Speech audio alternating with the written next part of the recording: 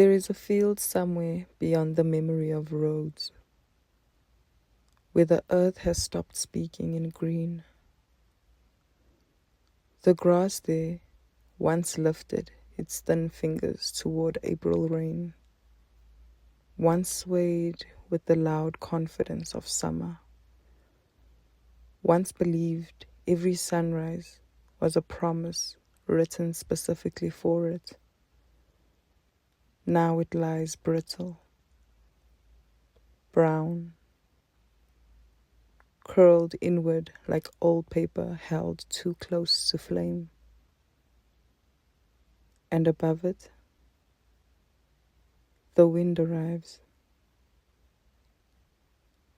not crudely, no, the wind never arrives crudely. It comes as an old artist comes back to the canvas that carries too many seasons of paint. It comes whispering through the skeleton of trees, through the aching elbows of branches that have spent all autumn releasing themselves. And the leaves, God, the leaves, thousands of them, copper-vined and gold-torn, amber as forgotten whiskey, red as old wounds finally closing. They do not fall. They surrender. One by one, they untie themselves from the language of branches and trust the invisible hands beneath them. And the winter wind, that pale, wandering shepherd, carries them carefully, very carefully, as though even death deserves gentleness. The leaves travel over fences and sleeping stones, over rivers stiffening into mirrors, over abandoned gardens where tomatoes rotted on their vines, because someone once planted hope there and then lost the strength to water it. The wind knows these places. It knows the unfinished prayer inside every abandoned thing. And so it carries the leaves to the thirsty bed of grass, to the dehydrated earth, to the fields split open with thirst. The ground waits there, like an exhausted mother, too tired to ask for rain anymore. And when the leaves arrive, they do not mourn. They settle softly, layer upon layer of exhausted fire. A blanket stitched from endings. The moon watches it first. The moon always notices grief before the sun does. It hangs above the field, white and silent, as an unwritten prophecy, watching the leaves gather over the dying grass, like ancient letters being returned to the soil. Because this is what autumn never tells us. Nothing truly falls. It returns. The oak leaf returns. The maple returns. The broken stem returns. Even forgotten plants return somehow, buried, transformed, waiting beneath the frost. And winter is not the murderer they accuse it of being. Winter is the undertaker, the scared cleaner, the quiet eraser dragging cold fingerprints across the blackboard of the earth. Look closely. Look closely at the fields in winter, and you will see not death, but editing, the unnecessary removed, the excess silenced, the loud green ambitions of summer cut down to their honest bones, the gardens stripped, the insects hidden, the rivers slowed to contemplation. Winter asks every living thing a question. What remains when survival is all you have left? And the trees answer first. The trees always answer first. They stand exposed now, without leaves to hide behind, without color to distract from their scars.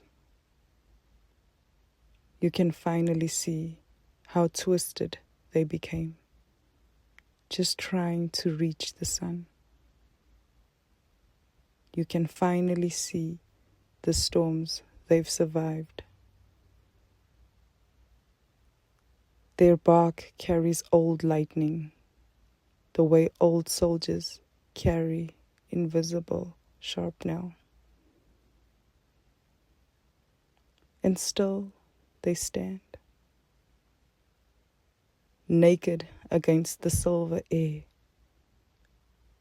not ashamed, never ashamed.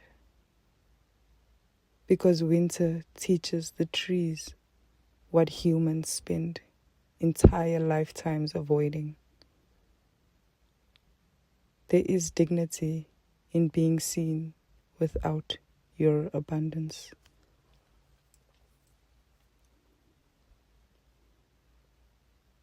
The sun watches all this from further away now,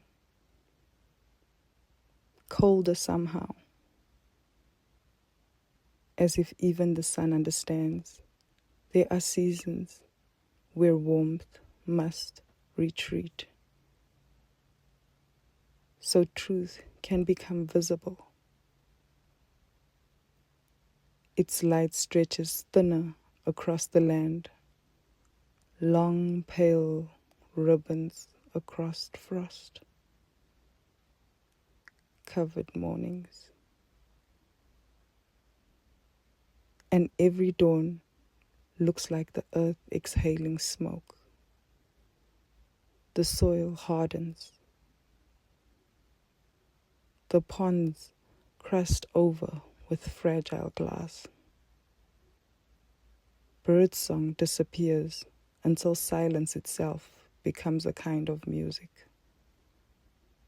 But beneath the frost and the dirt, listen.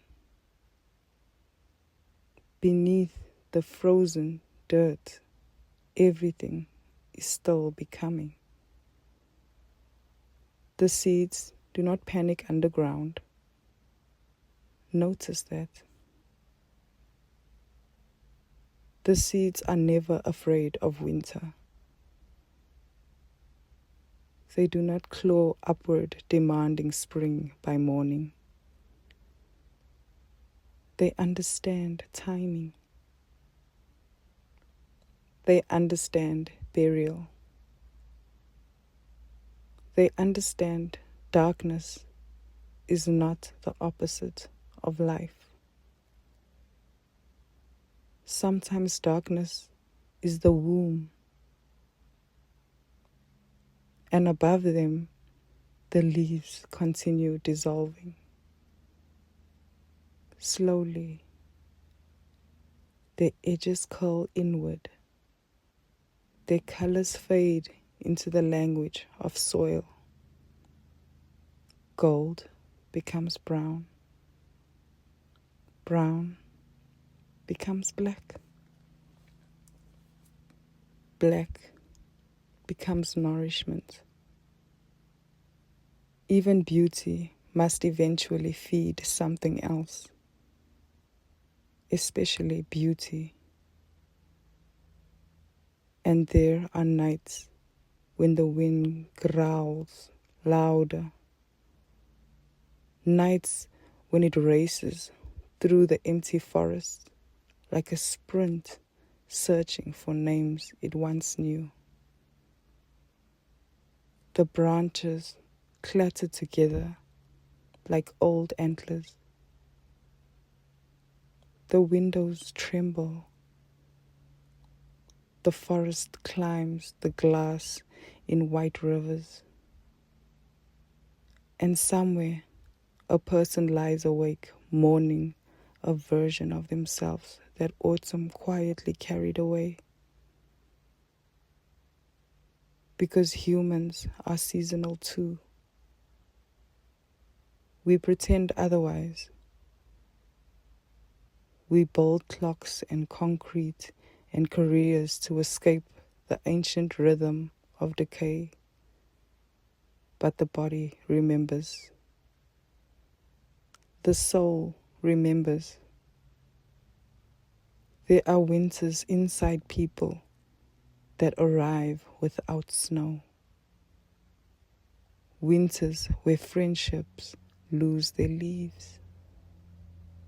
Winters where love goes dormant underground.